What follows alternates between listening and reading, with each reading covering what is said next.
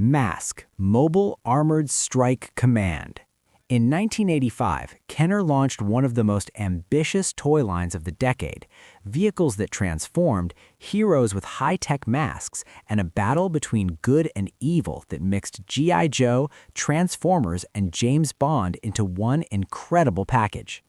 The M.A.S.K animated series ran for only 2 seasons, but it left a massive impact on 80s kids who still remember Trakker, Miles Mayhem, and those incredible transforming vehicles. Today, we're diving into 10 wild facts about M.A.S.K that most fans never knew, from censored storylines to racing seasons and the hybrid toy concept that defined an era. Before we transform and roll out, subscribe to Pure Nostalgia and hit that notification bell so you never miss our next mission into the cartoons and toys that made the 80s and 90s legendary. Fact 1. Created to be a hybrid of Transformers and G.I. Joe. M.A.S.K wasn't designed to be its own unique thing. It was deliberately engineered to combine the best elements of the 2 biggest toy franchises of the mid-80s. Kenner wanted transforming vehicles like Transformers, but with human action figures like G.I. Joe, creating a perfect middle ground. The result was genius, vehicles that changed from civilian cars, trucks, and planes into battle machines, piloted by heroes and villains who wore high-tech masks with special powers. Kids got the transformation play pattern they loved from Transformers, plus the character-driven storytelling and mask gimmicks that made each figure unique. This hybrid approach worked so well that M.A.S.K became one of the most successful toy lines of 1985 and 1986. It proved that you didn't have to invent something totally new. Sometimes combining 2 proven formulas created magic. Fact 2. The cartoon was animated in Japan by multiple studios. M.A.S.K was produced by DIC Entertainment, but the actual animation was handled by Japanese studios including Ashi Productions, Studio World, and KKDIC Asia. This gave the show a distinctly anime-influenced look with more fluid action sequences than many American cartoons of the era. The animation teams brought expertise in mecha design and vehicle transformation sequences, which was perfect for a show built around cars and helicopters changing into battle modes. The transformations were smooth, detailed, and visually impressive, essential for selling the toy concept to kids. However, like many 80s syndicated shows, animation quality varied between episodes depending on which studio handled which batch. Some episodes looked gorgeous with dynamic camera angles and detailed backgrounds, while others had stiffer character movements and recycled animation loops. Fact 3. Only 7 voice actors played the entire cast. Despite having dozens of characters across M.A.S.K and Venom, the entire show was voiced by just 7 actors who played multiple roles. This was common in 80s animation to save money, but it meant actors had to constantly switch between hero and villain voices, often talking to themselves in scenes. The most notable was Brendan McCain, who voiced Trakker, the heroic leader of M.A.S.K, and also played several Venom agents. Graham McKenna voiced both Bruce Sato and Miles Mayhem, the main villain, meaning the hero and villain were literally the same person switching voices. For kids watching in the 80s, this wasn't obvious. The performances were distinct enough that characters felt unique. But once you know it's the same handful of people, you start hearing the patterns, especially when heroes and villains interact in the same scene. Fact 4. Season 2 abandoned crime fighting for racing. The first season of M.A.S.K had 65 episodes focused on stopping Venom's criminal schemes, stealing treasure, hijacking technology, and causing global chaos. But Season 2 took a bizarre turn. It became a racing show. Instead of fighting crime, M.A.S.K and Venom competed in high-speed races around the world, with Venom trying to rig the competitions and M.A.S.K stopping them. This shift was likely driven by toy sales data showing that vehicle play was more popular than the storylines, so Kenner pivoted hard into racing. Season 2 only lasted 10 episodes before the show was canceled entirely. Fans debate whether the racing format killed the series or if M.A.S.K had simply run its course after 75 total episodes. Either way, the sudden genre shift from spy action to NASCAR-style racing remains one of the strangest decisions in 80s cartoon history. Fact 5. Early scripts included death and real violence. Before broadcast standards got involved, M.A.S.K had much darker storylines planned. Early scripts reportedly included real gun violence, character deaths, and collateral damage from high-tech assaults, closer to an actual war story than a kid's cartoon. One nearly completed episode involved Venom ambushing M.A.S.K team member Brad Turner, killing him and rebuilding him as a cybernetic agent controlled by Miles Mayhem. This would have been one of the darkest twists in 80s animation, but censors shut it down before it could air. By the time M.A.S.K hit TV screens, it had been sanitized significantly. Lasers replaced bullets, vehicles exploded but pilots always escaped, and nobody ever died. What could have been a gritty action thriller became a much safer Saturday morning adventure. Fact 6. Gloria Baker's Porsche never got a toy.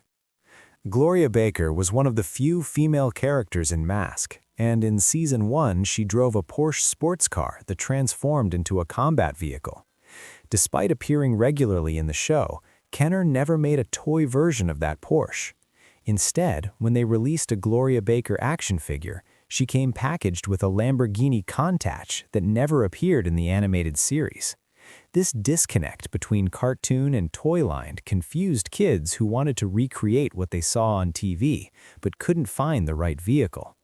This wasn't uncommon in 80s toy-based cartoons, where toy production timelines and animation schedules didn't always sync up perfectly. Sometimes toys were designed first and written into episodes later, and sometimes cartoon designs never made it to plastic. Fact 7. M.A.S.K was accused of being a 22-minute toy commercial.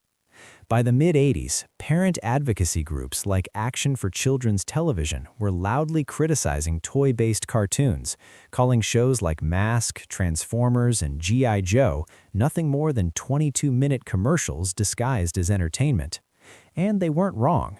M.A.S.K existed specifically to sell Kenner toys, and new vehicles appeared in episodes right when they hit store shelves. Every episode reinforced the toy concept. M.A.S.Ks have powers, vehicles transform, and kids need to collect them all to recreate the action at home. But defenders argued that M.A.S.Ks still told engaging stories with real characters, moral lessons, and creative plots. Whether it was art or advertising, millions of kids loved it, and the toys became some of the most sought-after collectibles of the 80s. Fact 8. Matt Trakker's backstory was revenge-driven. Matt Trakker wasn't just a hero fighting for justice, he had a personal vendetta.